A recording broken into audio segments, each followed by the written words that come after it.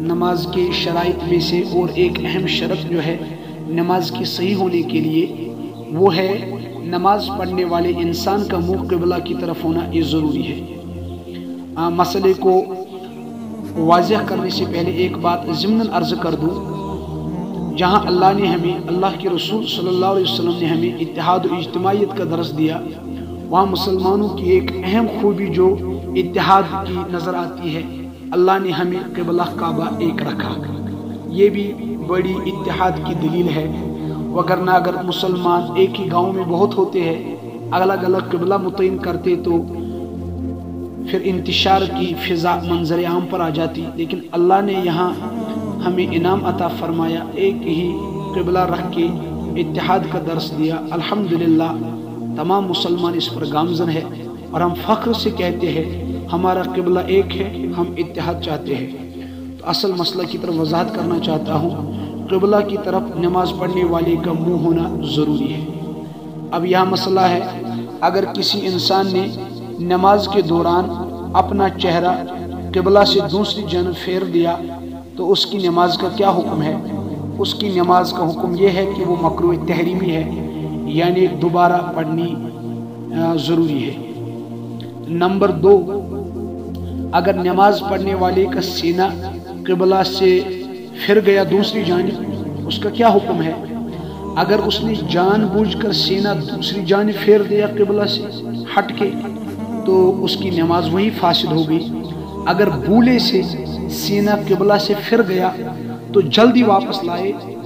اگر زیادہ دیر تک رکھا قبلہ سے دوسری جانب پھیر کے اپنا سینہ، کتنی دیر تک؟ 3 سبحان اللہ کے بقدر،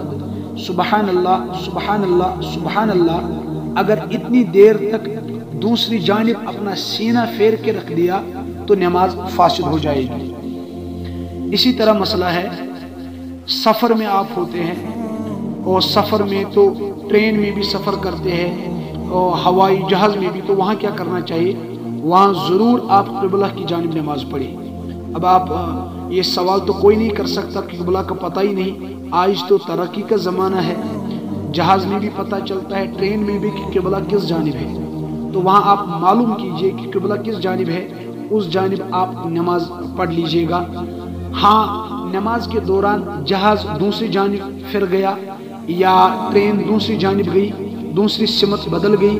تو آپ بھی ساتھ ساتھ بدلتے رہیے۔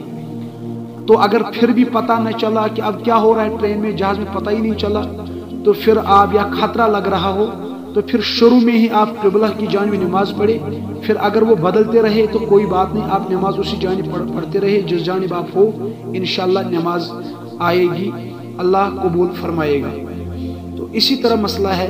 کوئی انسان اب جنگل میں پھنس گیا یا سفر میں کہیں پھنس گیا یا کھیت میں ہے کہیں جہاں اس کو پتہ ہی نہیں چلتا کہ قبلہ کس جانب ہے، اس کا کیا حکم ہے؟ اس کا حکم یہ ہے کہ وہ تحری کرے، یعنی دل میں غور و فکر کرے کہ قبلہ کس جانب ہے، دل کا اطمینان جس جانب جائے اس جانب نماز ادا کرے، نماز آئے گی انشاءاللہ۔ ہاں البتہ نماز پڑھتے پڑھتے کوئی آدمی دوسرا آیا، اس نے کہا بھائی صاحب تو نے جس جانب نماز شروع کی یہ قبلہ ہے ہی نہیں، ذرا دائیں جانب مڑ جائے، تو یہ نماز میں ہی دائیں طرف مڑ سکتا ہے، یا اس نے کہا بائیں جانب مڑ جائے، یہ بائیں طرف مڑ سکتا ہے نماز میں، نماز درست ہے، تو سجدہ سہو کی بھی ضرورت نہیں ہے۔ تو یہاں اور ایک مسئلہ ہے کہ جنگل میں پھنس گیا یا کھیت میں کہیں یا سفر میں،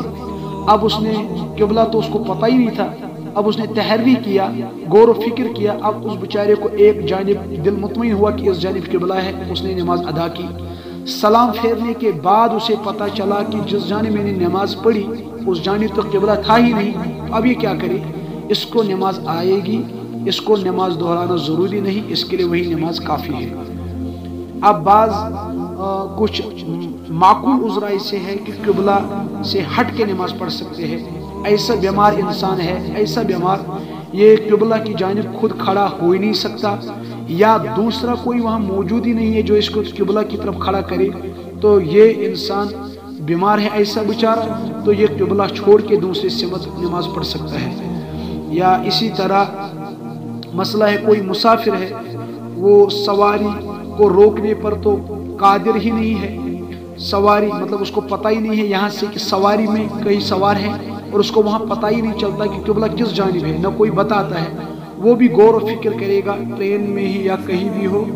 اور یہاں سے اس کو دوسرا مسئلہ ہو کہ نماز کے نکلنے کا وقت ہو، قضا ہونے والا ہو، تو جس جانب اس کو پھر غور و فکر کر کے دل مطمئن ہو جائے نماز پڑھے۔ یا اسی طرف کسی کو قبلہ کی طرف اگر وہ نماز پڑھے گا، اس کو جان کا خطرہ ہو اس جانب، تو وہ بھی قبلہ ہٹ کے نماز پڑھ سکتا ہے الگ، یا مال کا خطرہ ہو تو وہ بھی قبلہ ہٹ کے دوسری جانب نماز پڑھ سکتا ہے۔ اللہ تعالیٰ اس مسئلے کو سمجھنے کی توفیق عطا فرمائے۔